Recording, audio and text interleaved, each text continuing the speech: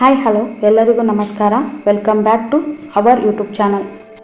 ಇವತ್ತಿನ ಈ ತರಗತಿಯಲ್ಲಿ ಕರ್ನಾಟಕ ಗ್ರಾಮ ಸ್ವರಾಜ್ಯ ಮತ್ತು ಪಂಚಾಯತ್ ರಾಜ್ ಅಧಿನಿಯಮಕ್ಕೆ ಸಂಬಂಧಪಟ್ಟಂತಹ ಪ್ರಮುಖ ಪ್ರಶ್ನೆಗಳನ್ನು ನೋಡ್ತಾ ಹೋಗೋಣ. ವಿಡಿಯೋನ ಸ್ಕಿಪ್ ಮಾಡದೆ ಕೊನೆವರೆಗೂ ನೋಡ್ತಾ ಹೋಗಿ. ಇಂದಿನ ಈ ತರಗತಿಯ ಮೊದಲ ಪ್ರಶ್ನೆ ಹೀಗಿದೆ: ಕರ್ನಾಟಕ ಪಂಚಾಯತ್ ರಾಜ್ ಅಧಿನಿಯಮ ಜಾರಿಗೆ ಬಂದ ದಿನಾಂಕ ಎಷ್ಟು? ಆಪ್ಷನ್ ನೋಡೋದಾದ್ರೆ ಏಪ್ರಿಲ್ 30, 1993, ಮೇ 10, 1993, ಏಪ್ರಿಲ್ 29, 2015, 2003. ಈ ಪ್ರಶ್ನೆಗೆ ಸರಿಯಾದ ಉತ್ತರ ಆಪ್ಷನ್ 2, ಮೇ 10, 1993. ಕರ್ನಾಟಕ ಪಂಚಾಯತ್ ರಾಜ್ ಅಧಿನಿಯಮವು ಜಾರಿಗೆ ಬಂದ ವರ್ಷ ಎಷ್ಟು ಅಂದರೆ ಮೇ 10, 1993. ಆಪ್ಷನ್ 1 ಇದೆ ಏಪ್ರಿಲ್ 30, 1993. ಹಾಗಾದರೆ ಏಪ್ರಿಲ್ 30, 1993 ಯಾವುದಕ್ಕೆ ಸಂಬಂಧಪಟ್ಟಿದೆ ಅಂದರೆ ಕರ್ನಾಟಕ ಪಂಚಾಯತ್ ರಾಜ್ ಅಧಿನಿಯಮಕ್ಕೆ ರಾಜ್ಯಪಾಲರ ಅನುಮೋದನೆ ದೊರೆತ ದಿನಾಂಕ ಎಷ್ಟು ಅಂದರೆ ಏಪ್ರಿಲ್ 30, 1993. ಏಪ್ರಿಲ್ 30ಕ್ಕೆ ರಾಜ್ಯಪಾಲರ ಅನುಮೋದನೆ ದೊರಕುತ್ತೆ ಹಾಗೂ ಮೇ 10, 1993ರಂದು ಕರ್ನಾಟಕ ಪಂಚಾಯತ್ ರಾಜ್ ಅಧಿನಿಯಮ ಜಾರಿಗೆ ಬರುತ್ತೆ.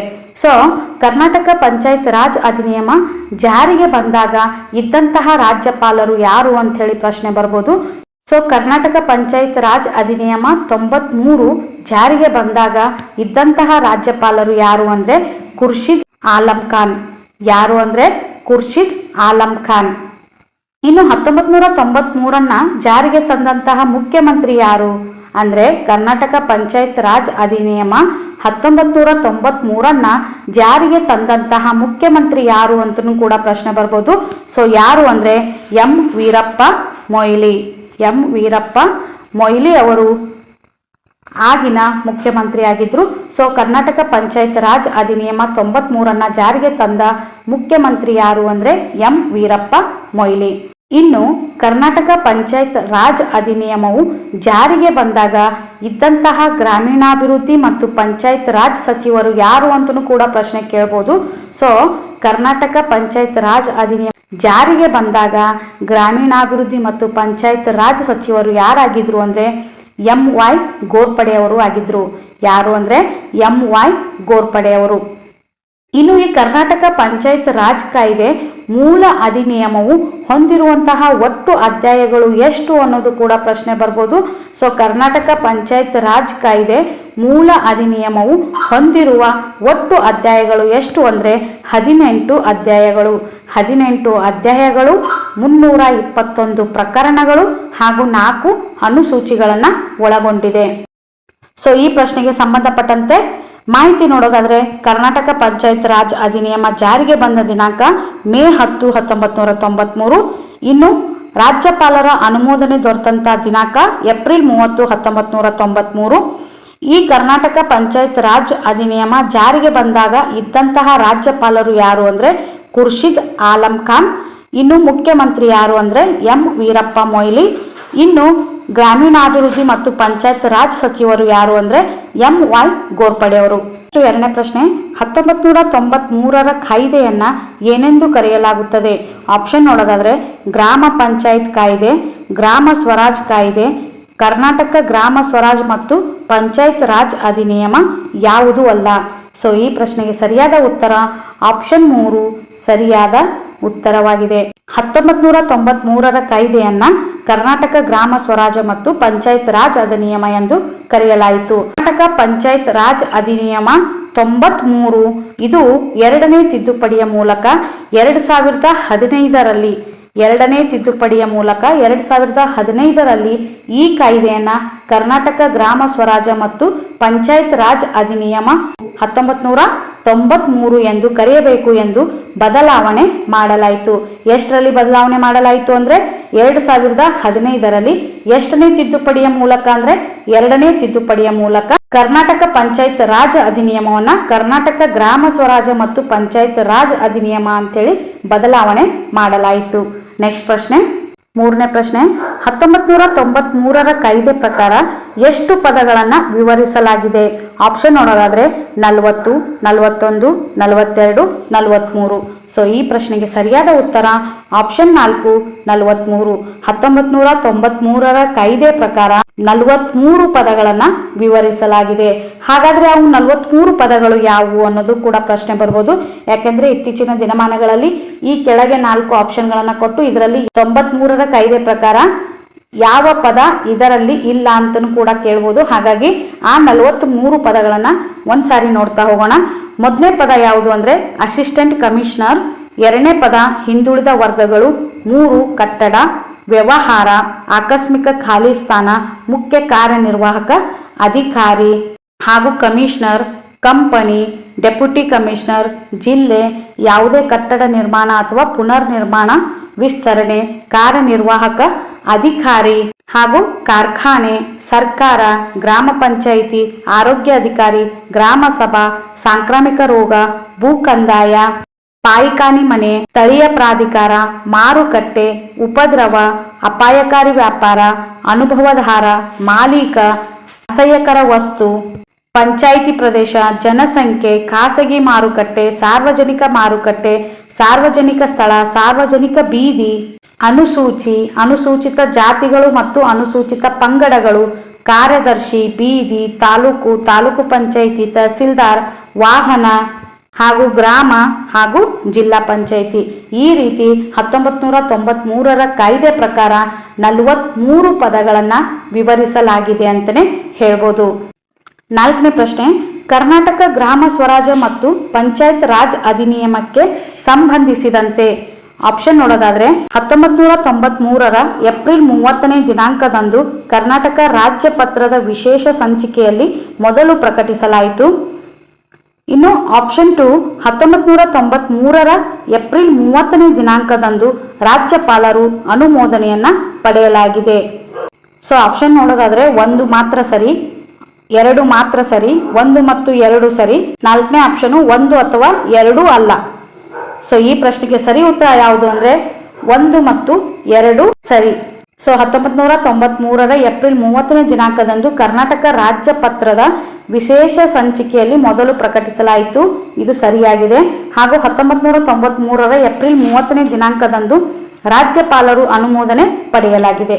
ಸೊ ಹಾಗಾಗಿ ಇವೆರಡೂ ಆಯ್ಕೆಗಳು ಸರಿಯಾದ ಉತ್ತರಗಳಾಗಿವೆ. 5ನೇ ಪ್ರಶ್ನೆ, ಕರ್ನಾಟಕ ಗ್ರಾಮ ಸ್ವರಾಜ್ಯ ಮತ್ತು ಪಂಚಾಯತ್ ರಾಜ್ ಅಧಿನಿಯಮದ ಉದ್ದೇಶಗಳಲ್ಲಿ ಯಾವುದು ತಪ್ಪಾಗಿ ಅನುಮೋದಿಸಲಾಗಿದೆ?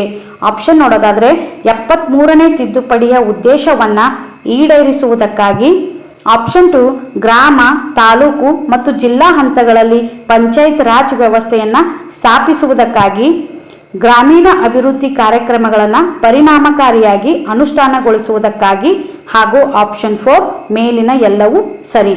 ಸೊ ಈ ಪ್ರಶ್ನೆಗೆ ಸರಿಯಾದ ಉತ್ತರ ಆಪ್ಷನ್ 4 ಮೇಲಿನ ಎಲ್ಲವೂ ಸರಿ. ಕರ್ನಾಟಕ ಗ್ರಾಮ ಸ್ವರಾಜ್ಯ ಮತ್ತು ಪಂಚಾಯತ್ ರಾಜ್ ಅಧಿನಿಯಮದ ಉದ್ದೇಶಗಳಲ್ಲಿ ಯಾವುದು ತಪ್ಪಾಗಿ ನಮೂದಿಸಲಾಗಿದೆ ಅನ್ನೋದು ಪ್ರಶ್ನೆ ಇದೆ.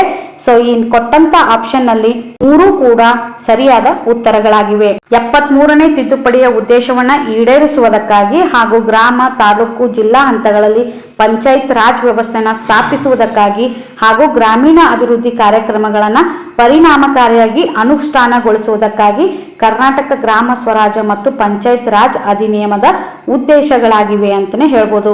6ನೇ ಪ್ರಶ್ನೆ, ಕಟ್ಟಡ ಏನನ್ನು ಒಳಗೊಂಡಿರುತ್ತದೆ? ಕಟ್ಟಡ ಏನನ್ನು ಒಳಗೊಂಡಿರುತ್ತದೆ?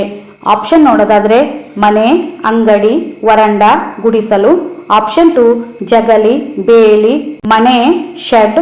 ಆಪ್ಷನ್ 3 ಆವರಣ ಗೋಡೆ, ಉಗ್ರಾಣ, ಕಾರ್ಯಾಗಾರ, ಬಾಗಿಲು, ಮೆಟ್ಟಿಲು. ಹಾಗೂ ಆಪ್ಷನ್ 4 ಈ ಮೇಲಿನ ಎಲ್ಲವೂ. ಸೊ ಈ ಪ್ರಶ್ನೆಗೆ ಸರಿಯಾದ ಉತ್ತರ ಆಪ್ಷನ್ 4 ಮೇಲಿನ ಎಲ್ಲವೂ. ಕಟ್ಟಡವು ಏನನ್ನು ಒಳಗೊಂಡಿರುತ್ತದೆ ಅಂದರೆ ಮನೆ, ಅಂಗಡಿ, ವರಂಡ, ಗುಡಿಸಲು, ಜಗಲಿ, ಬೇಲಿ, ಮನೆ, ಶೆಡ್, ಆವರಣ ಗೋಡೆ, ಉಗ್ರಾಣ, ಕಾರ್ಯಾಗಾರ, ಬಾಗಿಲು, ಮೆಟ್ಟಿಲು ಇವುಗಳೆಲ್ಲವನ್ನ ಕಟ್ಟಡ ಒಳಗೊಂಡಿರುತ್ತದೆ ಅಂತಲೇ ಹೇಳ್ಬೋದು. ನೆಕ್ಸ್ಟ್ ಪ್ರಶ್ನೆ, 7ನೇ ಪ್ರಶ್ನೆ, ಸರ್ಕಾರ ಪದದ ಅರ್ಥ. ಸರ್ಕಾರ ಪದದ ಅರ್ಥ ಕೇಂದ್ರ ಸರ್ಕಾರ, ರಾಜ್ಯ ಸರ್ಕಾರ. ಆಪ್ಷನ್ 3 1 ಮತ್ತು 2. ಆಪ್ಷನ್ 4 ಯಾವುದು ಅಲ್ಲ. ಪ್ರಶ್ನೆಗೆ ಸರಿಯಾದ ಉತ್ತರ ಆಪ್ಷನ್ 2 ರಾಜ್ಯ ಸರ್ಕಾರ. ಸರ್ಕಾರ ಪದದ ಅರ್ಥ ಏನು ಅಂದ್ರೆ ರಾಜ್ಯ ಸರ್ಕಾರ. ನೆಕ್ಸ್ಟ್ 8ನೇ ಪ್ರಶ್ನೆ, ಗ್ರಾಮ ಸಭಾ ಎಂದರೇನು? ಗ್ರಾಮ ಸಭಾ ಎಂದರೇನು? ಆಪ್ಷನ್ ನೋಡೋದಾದ್ರೆ ಗ್ರಾಮದಲ್ಲಿರುವ ಎಲ್ಲ ಜನರ ಸಮೂಹ, ಗ್ರಾಮ ಪಂಚಾಯಿತಿ ಪ್ರದೇಶದಲ್ಲಿರುವ ಎಲ್ಲಾ ಜನ ಸಮೂಹ. ಆಪ್ಷನ್ 3 ಗ್ರಾಮ ಪಂಚಾಯಿತಿ ಪ್ರದೇಶ ಒಳಗೆ ಇರುವ ಗ್ರಾಮಕ್ಕೆ ಸಂಬಂಧಿಸಿದ ಮತದಾರರ ಪಟ್ಟಿಗಳಲ್ಲಿ ನೋಂದಾಯಿತರಾಗಿರುವ ವ್ಯಕ್ತಿಗಳ ಗುಂಪು. ಆಪ್ಷನ್ 4 ಯಾವುದು ಅಲ್ಲ. ಸೊ ಈ ಪ್ರಶ್ನೆಗೆ ಸರಿಯಾದ ಉತ್ತರ ಆಪ್ಷನ್ 3 ಸರಿಯಾದ ಉತ್ತರವಾಗಿದೆ.